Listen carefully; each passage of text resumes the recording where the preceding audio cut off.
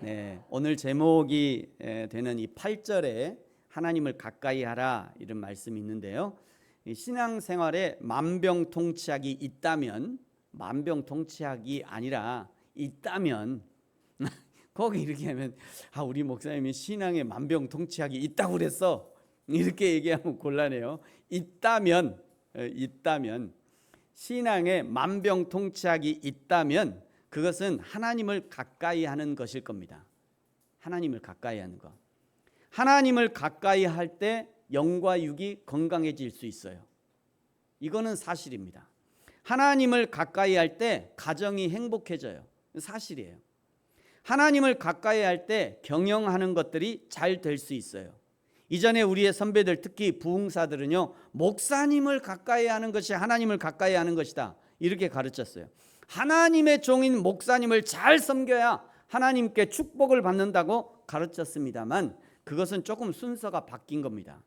순서가 조금 바뀌었어요. 정확히 하자면 하나님을 가까이 하는 사람들이 목사님도 가까이 하게 돼요. 하나님을 가까이 하는 사람들이 목사님도 가까이 하게 됩니다. 하나님을 가까이 하는 사람들이 교회도 가까이 하게 돼요. 하나님을 가까이 하는 사람들이 다른 사람들을 향해서도 진정한 사랑이 가능해집니다. 이게 그렇게 되더라고요. 하나님을 사랑하면요, 목사님 만나고 싶어. 제가 그러더라고요. 목사님 만나고 싶고 사람들 만나고 싶고 교회 성도를 만나고 싶고 자꾸 교회 가고 싶고 그게 자연스럽게 그렇게 됩니다. 자연스럽게. 반대로 하나님과 멀어진 사람들은요, 목사님 만나기를 꺼려합니다. 목사님 밖에서 목사님 안 보이는데 막 어쩌다가 제가 이게 중흥마다 이렇게 가잖아요. 그러면 저쪽에서 분명히 오시던지 어느 날 사라졌어. 저 반대쪽으로 가고 있어. 목사님 보기가 벌써 부끄러운 거예요. 뭔지 모르죠. 제가 그 사람하고 무슨 관계 있는 것도 아닌데, 근데 이게 하나님과 가까이 있는 사람은요, 멀리서 봐도 목사님 이러고 다가오는데, 하나님과 멀리 있는 사람들은요, 목사님 오면 왠지 하나님이 오는 것 같아 갖고 막 무서운 그런 생각이 드나 봐요. 어쩔 수 없더라고요. 저도 그랬고 일반적으로 보면 그렇습니다. 하나님과 멀어져 있으면 교회 가기도 싫어요. 교회랑도 멀어져요. 하나님과 멀리 있는 사람은요, 이렇게 성도들 보고 막 성도들 사랑하고 섬기고 이것도 어려워져요. 진짜입니다. 진짜예요. 해보세요 한번. 그것까지 해볼 필요는 없고. 근데 그렇게 돼요. 그래서 성도들에게 가장 필요한 것은 하나님을 가까이 하는 것이 매우 중요한 최우선입니다.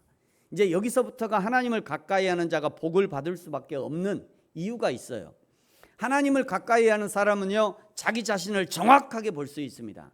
자기의 장단점을 정확히 봐요. 내가 지금 어떤 상황과 형편에 있는지를 정확하게 알게 돼요. 하나님을 가까이 하는 사람이. 하나님을 가까이 하는 사람은 자기 자신을 정확히 알게 됩니다. 하나님을 가까이 하는 사람은요, 다른 사람도 정확하게 볼 수 있어요. 딱 보면 압니다. 죄송합니다. 제가 무당은 아닙니다만 어느 정도 보여요. 진짜예요. 성도들을 많이 겪다 보니까 저분은 저런 그 성도들의 이렇게 행동 하나하나만 봐도요, 저분은 그런가 보다. 약간의 아주 쬐끔하게 몰라요. 다 아는 거 아니에요. 쬐끔 알아요.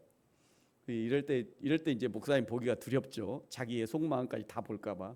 제가 예전에 청년 때인가 그 투시의 은사가 있다는 사람을 만난 적이 있어요. 투시의 은사 있다고 그러니까 두렵더라고요. 내 속에 있는 거 다 볼까 봐. 내 속에 있는 죄들도 막 다 드러낼까 봐. 저는 투시의 은사는 없으니까 걱정하지 마시고요. 그런데 하나님을 가까이 하는 사람이 다른 사람에 대해서도 정확히 봅니다. 다른 사람을 하나님이 얼마나 사랑하시는 보는 거예요. 다른 사람이 하나님을 얼마나, 그 하나님이 다른 사람, 그 사람을 얼마나 사랑하시는지 그거를 보게 돼요. 하나님을 가까이 하는 사람은요, 하나님의 시각을 소유하게 됩니다. 하나님의 시각으로 세상과 사람을 볼 수 있는 거예요. 하나님을 가까이 하는 자가 불의를 기뻐할 수 없습니다. 하나님을 가까이 하는 자는 거짓을 가까이 할 수 없어요. 하나님을 가까이 하는 자가 자기 몸 관리도 잘합니다. 그건 사실이에요. 자기 몸 관리도 잘해요. 왜냐하면 하나님이 내 안에 거하시겠다고 말씀하잖아요. 내 몸이 하나님의 성전이라고 얘기하잖아요. 내 몸이 하나님이 내 안에 거하시겠다는데 내 이 성전된 내 몸을 함부로 할 수 없죠. 하나님이 거하시겠다는데 내 몸을 정결하게 밝고 건강하게 유지하는 사명이 있는 거예요. 그거를 발견하는 거예요. 그러니 내 몸을 함부로 할 수 없죠. 건강하게 해야죠. 하나님 내 안에 거하시겠다는데, 응? 아니 저 집에 손님이 한 사람만 와도 집 청소하고 난리잖아요. 응? 집에 사위가 와봐요. 그냥 온 집을 다 청소하지. 근데 하나님이 내 안에 거하겠다는데, 하나님이 내 안에 거하시겠다는데 내 몸을 함부로 할 수 있습니까? 그러니까 건강해지는 거예요. 이렇게 하나님을 가까이 하는 사람은요, 누구를 만나든지 거리낌이 없습니다. 하나님과 사람 앞에서 당당할 수 있어요. 오늘 4장 1절부터 10절까지의 말씀을 근거로 하자면 하나님을 가까이 할 때 다투지 않을 수 있습니다. 너희 싸움이 도대체 어디서 왔냐 묻잖아요. 하나님을 가까이 할 때 다투지 않을 수 있어요. 하나님을 가까이 할 때 그 구하는 것을 얻을 수 있습니다. 하나님을 가까이 할 때 큰 은혜를 받을 수 있어요. 반대로 하나님을 가까이 하지 않기 때문에 다툼이 일어나는 거예요. 하나님을 가까이 하지 않기 때문에 다툼이 일어나요. 하나님이 가까이 하면요, 하나님을 가까이 하지 않으면 맨날 욕심만 부리잖아요. 욕심을 내도 얻지 못한대요. 하나님을 가까이 하지 않으니까. 그러니까 맨날 다툼만 나죠. 또 하나님을 가까이 하지 않기 때문에 은혜의 목마름을 경험하게 되는 거예요.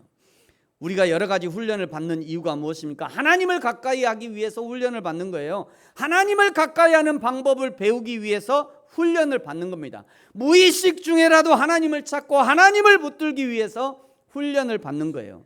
제가 이전에 섬기던 교회에 있었던 일인데요, 2살 난 남자아이가 아직 돌이 지나지 않은 이제 옹알이를 막 시작한 자기 사촌 동생한테 뿍뿍 기어가더니 걔한테 이렇게 자랑하더라고요.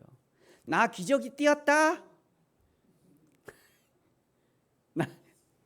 나 기저귀 띄었다고 사촌 동생한테 자랑을 해요. 별걸 다 자랑합니다. 그런데 여러분, 자랑할 만하지 않습니까?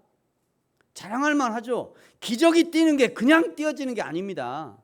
기저귀가 그냥 띄어지는 게 아니에요. 수십 번, 수백 번 이런 느낌이 올 때 엄마한테 말해야 되고, 변기에 앉을 때는 이런 느낌이고, 어떻게 처리해야 되는지를 수백 번 들었을 거예요. 그리고 나서 띄어지는 거예요. 그리고 나서. 그러니 자랑할 만하죠. 그 훈련의 결과로 기저귀를 떼는 거예요. 우리는 그것을 뭐라고 하냐? 다 컸다. 아, 다 컸구나. 너 이제 다 컸다. 그리고 그 칭찬하는 거죠. 이거를 조금 더 고급스러운 단어로 하면 성숙이라고 합니다. 성숙.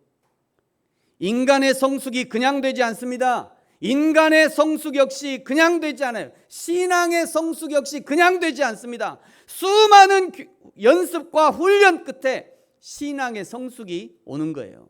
몸은 다 컸는데 여전히 그냥 여기저기 질질 흘리고 다니는 사람 있잖아요. 그냥 근심 걱정을 여기저기 흘리고 다녀. 근심 걱정을 흘리고 다녀. 전염시키고. 사람에 대한 나쁜 소문을 질질 흘리고 다녀. 세상 가치관을 흘리고 다니고요. 전염시키고 돌아다닙니다. 성경과 반대되는 이단 사이비적 사상들을 마치 대단한 진리를 발견한 것처럼 떠들고 돌아다닙니다. 여러분, 저와 여러분 어떻습니까? 몸은 컸는데 아직도 근심, 걱정, 소문과 세상 가치관과 자기만의 개똥 철학을 질질 흘리고 다니는 사람은 없습니까? 아니면 진정한 성숙과 인생과 신앙의 사람이, 성숙한 인생과 신앙의 사람이 되었습니까? 여러분, 자기 스스로를 잘 돌아보시기 바랍니다. 자기 자신을 잘 살펴야 돼요. 나는 과연 어떤 사람인가? 어떻게 하면 하나님과 가까이 할 수 있느냐? 첫 번째는요, 먼저는 손을 깨끗이 해야 합니다. 방금 읽었습니다만 8절 다시 한번 읽겠습니다. 8절입니다. 시작. 하나님을 가까이 하라. 그리하면 너희를 가까이 하시리라. 죄인들아 손을 깨끗이 하라. 두 마음을 품은 자들아 마음을 성결하게 하라. 아멘. 여기 손을 깨끗하게 하라는 것은 외적인 부분, 외적인 행실, 외적 모습을 깨끗이 하라는 거예요. 외적 부정을 가지고는 하나님께 가까이 할 수 없는 것입니다. 주중에 새벽 예배 때 시편 24편 3절과 4절에도요 동일한 말씀이 존재합니다. 여호와의 산에 오를 자가 누구며 그의 거룩한 곳에 설 자가 누구인가? 곧 손이 깨끗하며 마음이 청결하며 뜻을 허탄한 데 두지 아니하며 거짓 맹세하지 아니하는 자로다. 3절에 여호와의 산이라는 것은 1차적으로는 시온산을 가리키는 거죠. 시온산에는요 예루살렘 성이 있습니다.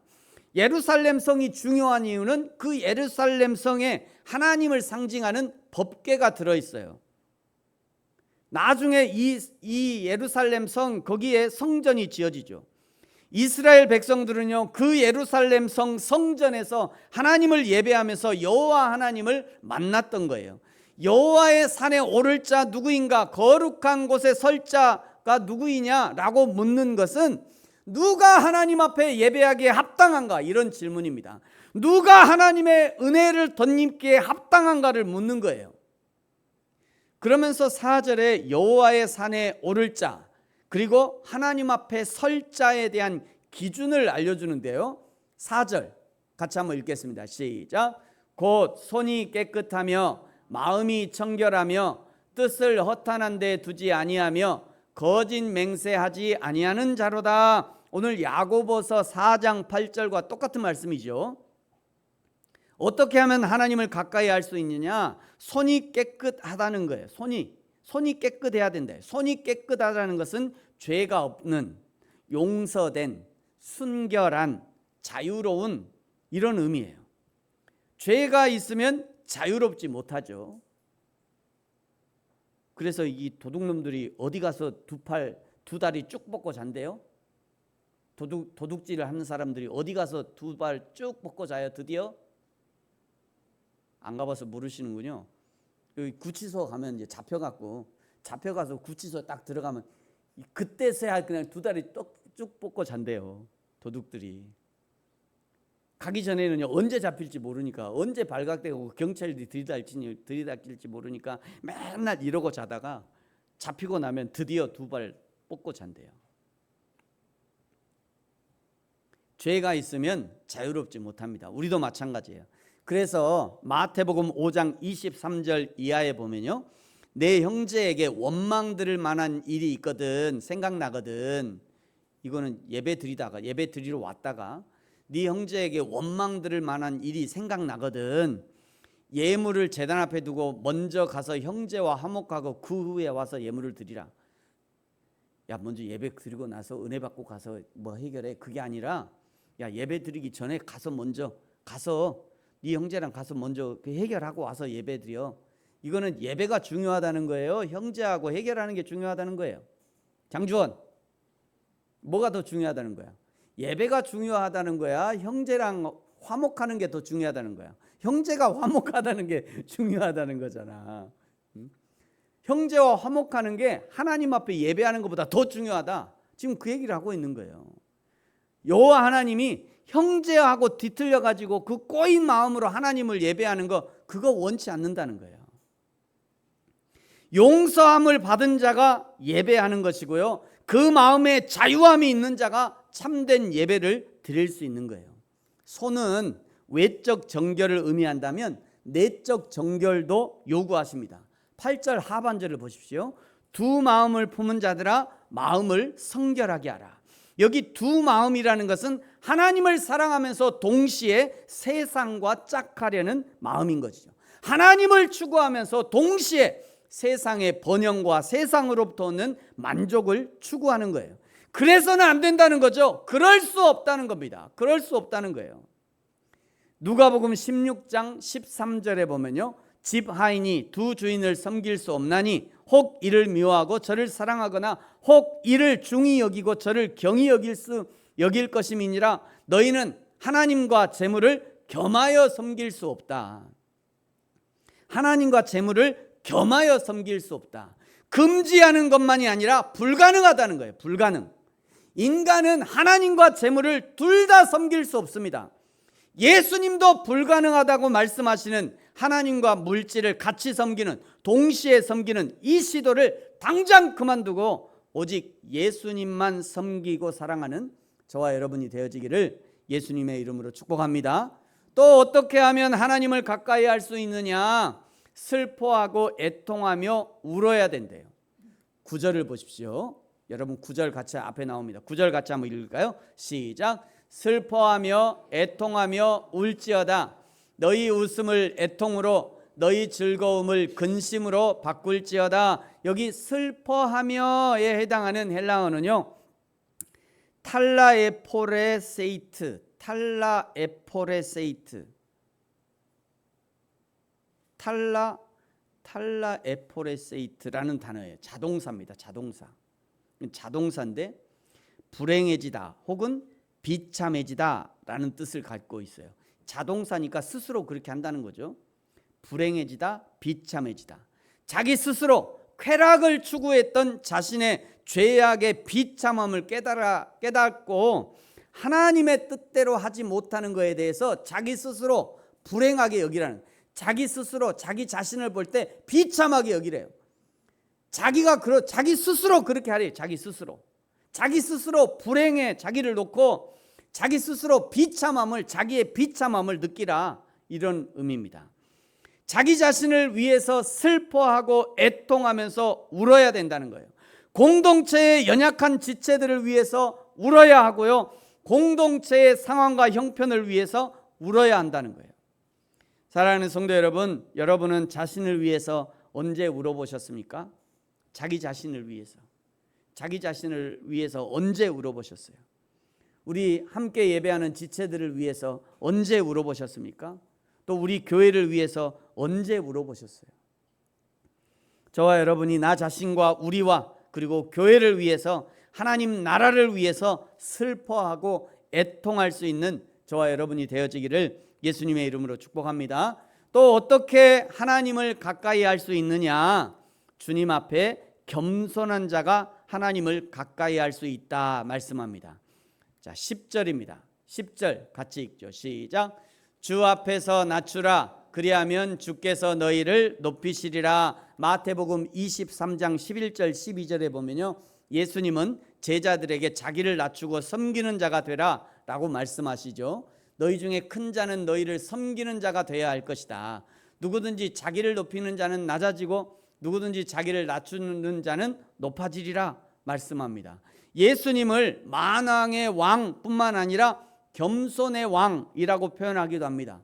빌립보서 2장 5절 8절에 보면요, 너희 안에 이 마음을 품으라. 그리스도 예수의 마음이니 그는 근본 하나님의 본체시나 하나님과 동등됨을 취할 것으로 여기지 아니하시고, 7절에 오히려 자기를 비워 종의 형체를 가지사 사람같이 되었다. 사람의 모양으로 나타나사 자기를 낮추시고 죽기까지 복종하셨으니 곧 십자가에 죽으심이라 말씀하죠. 사랑하는 성도 여러분, 예수님의 마음으로 스스로를 겸손의 자리에 낮추심으로 하나님을 가까이 하는 저와 여러분이 되어지기를 예수님의 이름으로 축복합니다. 여러분, 하나님을 가까이 하는 것은요, 교회를 가까이 하는 것과 동일한 의미를 가지고 있어요. 그래서 에베소서 1장 22절 23절에 보면요, 교회는 그의 몸이다 라고 말씀합니다. 골로새서 1장 18절에서는 그는 몸인 교회의 머리다 라고 말씀하셔요. 그러므로 시도 때도 없이 주님의 이름을 부르시고요, 주님을 향한 사랑을 고백하시고 시도 때도 없이 예배당에 나와서 기도하고 돌아보고, 그리하여 어제보다 오늘 더 하나님을 가까이 하는 저와 여러분이 되어지기를 예수님의 이름으로 축복합니다.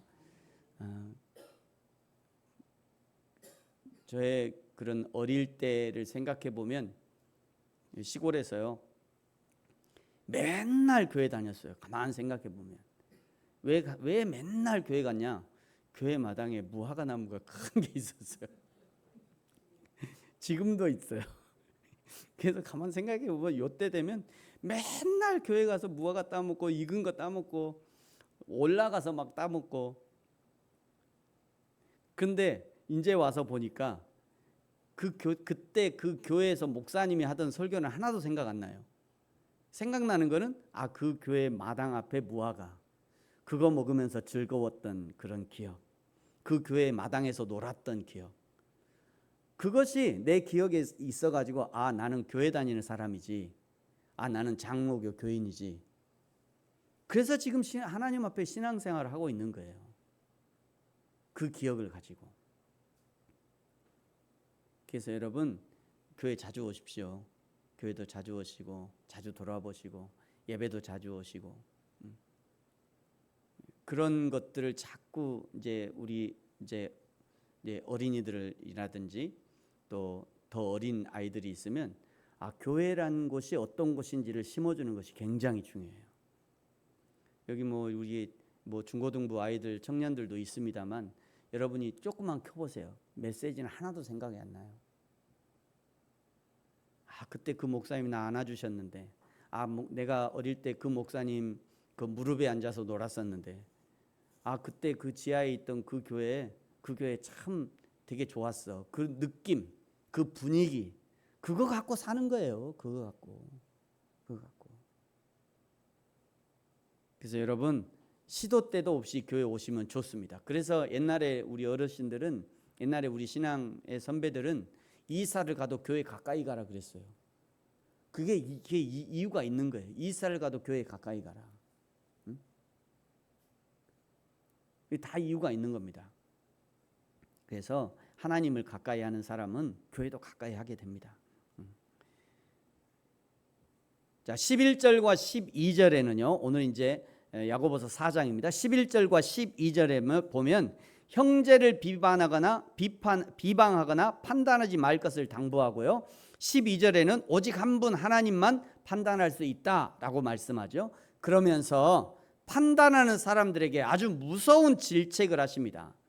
판단하는 사람에게 저 사람은 이렇고 교회는 이렇고 저 교회는 이렇고 저 교회는 이렇고 이렇고 저렇고 그 판단하는 사람들이 있어요.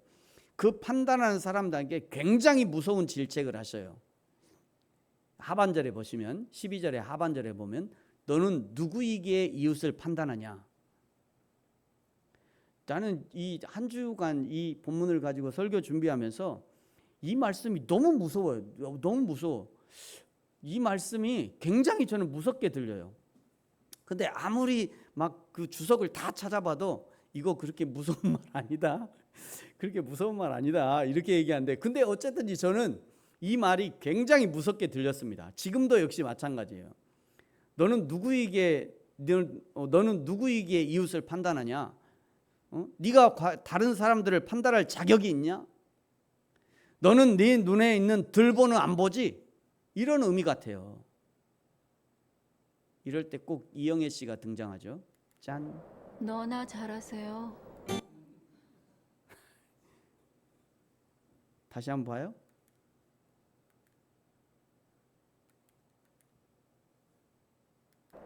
너나 잘하세요. 너나 잘하래요. 너나. 13절부터 이제 17절까지는요. 허탄한 생각에 대한 경고를 하십니다. 허탄한 생각이란 무엇이냐? 내일 일어날 일을 미리 생각하고는 오늘 해야 할 선을 행하지 않는 거예요.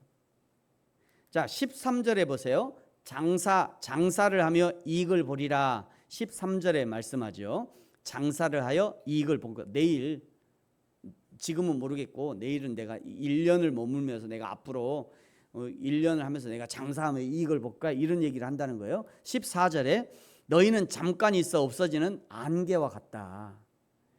자, 15절 너희가 주의 뜻이면 이것도 하고 저것도 하겠다, 이렇게 얘기를 한다는 거예요. 16절 그것도 허탕한 자랑이라 자랑은 다 악하다 말씀합니다. 그러면서 17절에 결론적으로 이런 말씀을 하셔요. 자, 17절 같이 읽겠습니다. 시작.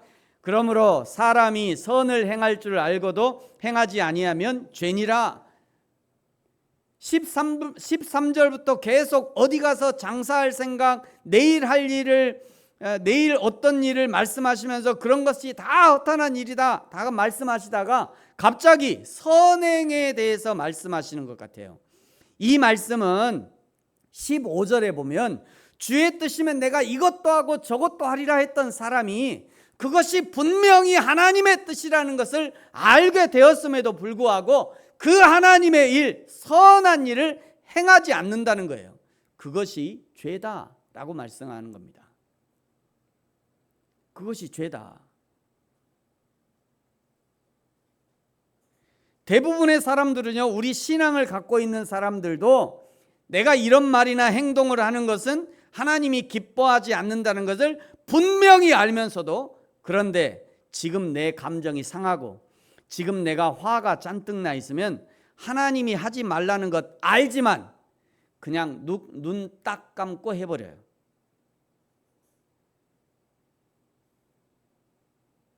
알아. 뻔히 알아.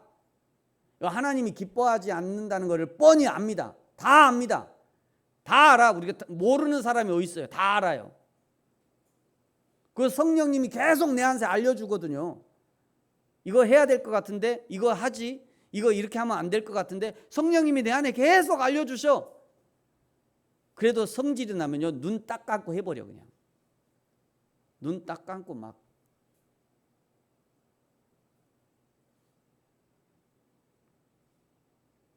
말도 해버리고 막 행동도 해버리고 그냥 다 해버려.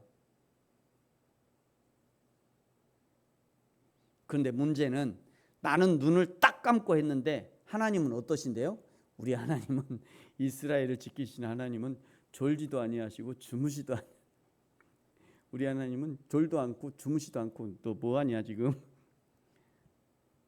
내가 하는 거 딱 지켜보고 졸지도 않고 주무시지도 않고.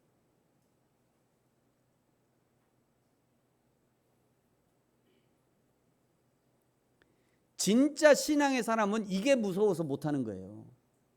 내가 못해서 못하는 게 아니라, 야!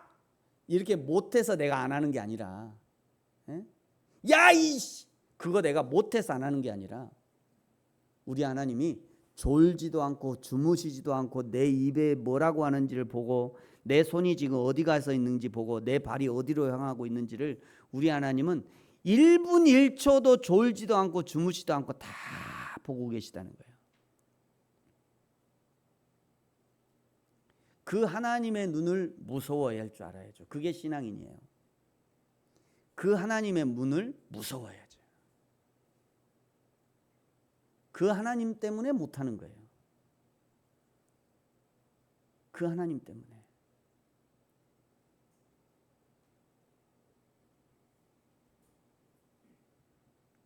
하나님도 이번엔 눈 감아주시면 좋은데, 그런데 그 하나님은 한순간도 졸지 않고 주무시지 않고 다 보고 계신다는 거예요.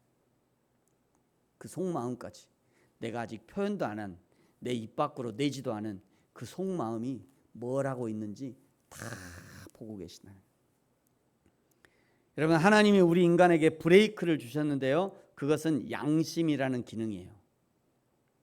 우리 모두에게 선한 양심을 주셔서 악한 생각, 악한 행동을 할 때 이 선한 양심이 작동하게 됩니다. 그래서 계속 내 안에서 선한 양심과 악한 양심이 싸우게 돼요. 신앙이 없는 사람, 신앙이 없는, 믿음이 없는 사람, 연약한 믿음의 사람은 어떤 양심이 이길 확률이 더 높을까요? 악한 양심이 이길 확률이 높아요. 그나마 믿음이 있는 사람, 하나님을 경외하는 사람은 선한 양심이 이길 확률이 높습니다. 어떤 분이 그러시더라고요. 내 안에 까만 놈과 하얀 놈, 까만 마귀와 하얀 천사가 막 싸우는데 누가 이기냐? 누가 이길까요? 누가 이겨요? 누가 이길까요? 내가 이기라고 하는 놈이 이긴대요. 내가 손들어주는 애가 이기는 거예요. 그러니까 내가 맨날 악한 일에 자꾸 지잖아요. 야, 이거 하면 안 되는데, 이 자꾸 지는 거는 내가 자꾸 까만 놈 손들어 주는 거예요. 내가 해버려, 그냥 해버려. 야, 괜찮아, 해버려 그냥. 그리고 까만 놈 자꾸 손을 들어줘. 까만 놈을. 그러니까 까만 놈이 이기는 거예요. 여러분, 이런 것들을 굉장히 민감하게 여러분이 생각하셔야 됩니다. 민감하게 생각하셔야 돼요. 사랑하는 성도 여러분, 저와 여러분이 살아가는 모든 순간에 우리 안에 주신 선한 양심이 승리하는 인생이 되기를 축복합니다. 승리하기 위해서는요, 계속해서 믿음을 써야 됩니다. 계속해서 믿음을 써야 돼요. 믿음으로 결정하고 계속해서 성령님을 초청하고, 성령님이 내 입술을, 내 마음을, 내 손길을 성령님이 간섭하시도록 해야 되는 거예요. 계속 의뢰해야 됩니다. 그리고 성령님이 말씀하시면 그냥 허벅지를 꽂으면서라도 순종할 수 있어야 돼요. 허벅지를 꼬집으면서라도 순종해야지. 이게 그냥 안 돼요. 그냥 안 돼요. 오늘 야고보서 4장은요, 하나님을 가까이 하라 말씀하셨습니다. 하나님을 가까이 하는 것이 사단 마귀와 멀어지는 비결입니다. 하나님을 가까이 하는 것이 손과 마음을 정결하게 하는 비결이 돼요. 하나님을 가까이 하는 것이 하나님의 높여주심을 받는 비결이 됩니다. 저와 여러분이 어제보다 오늘 더욱 하나님을 가까이 할 수 있기를 예수님의 이름으로 축복합니다. 기도하겠습니다. 같이 한번